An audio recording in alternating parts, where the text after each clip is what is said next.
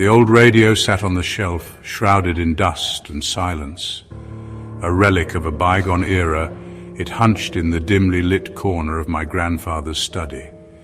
It had always been there, a silent sentinel guarding forgotten memories. One rain-soaked afternoon, curiosity got the better of me. I brushed away the cobwebs, my fingers tracing the faded lettering on its Bakelite casing. The air crackled with anticipation as I plugged it in, the vacuum tubes glowing with an eerie green light. The static that greeted me was a symphony of white noise, a cacophony of forgotten voices trying to break free. I fiddled with the dial, searching for a signal, a whisper from the past. The static shifted, morphed. A voice, faint and distorted, began to rise from the depths of the radio waves. It was a woman's voice, filled with a mournful longing, a chilling despair. I sat transfixed, my blood turning to ice. The voice seemed to seep into the room, wrapping itself around me like a shroud.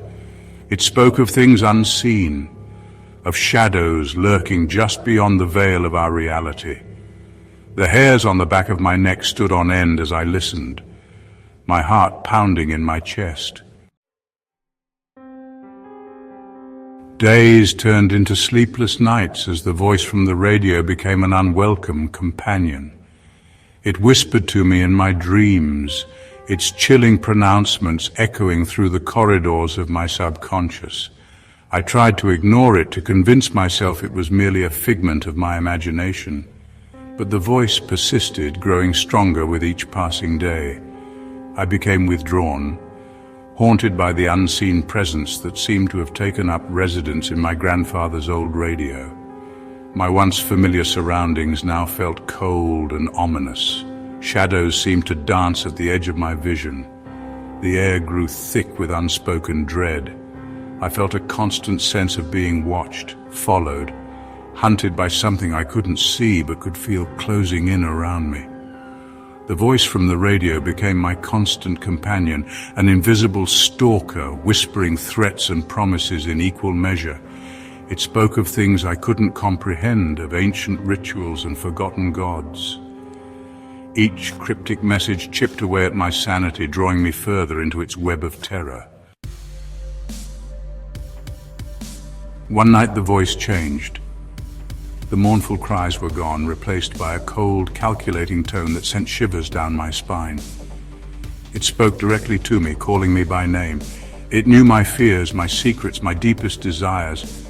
It was as if the voice had crawled into my mind, reading my thoughts as easily as one reads a book. Terror gripped me, constricting my breath. I tried to turn the radio off, but my hand froze. An invisible force held me captive, forcing me to listen to its every word. The voice spoke of a coming darkness, a tide of shadows that threatened to consume our world. It spoke of a ritual, a sacrifice that needed to be made to appease the ancient ones.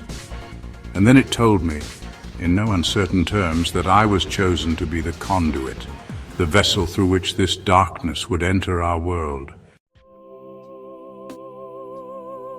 The radio fell silent. The dial glowed an eerie green, the only sound the faint hum of electricity. I sat there, paralyzed by fear, the voice's words ringing in my ears. My reflection in the blank screen stared back at me, a stranger in the flickering green light. A cold dread settled deep within me, a chilling premonition that this was only the beginning. The voice may have gone silent, but its presence lingered, a malevolent echo in the silence. I knew then that I could never escape the chilling truth I had uncovered. The old radio was not just a receiver of forgotten broadcasts, but a conduit to something ancient and evil, a doorway to a realm of unimaginable terror.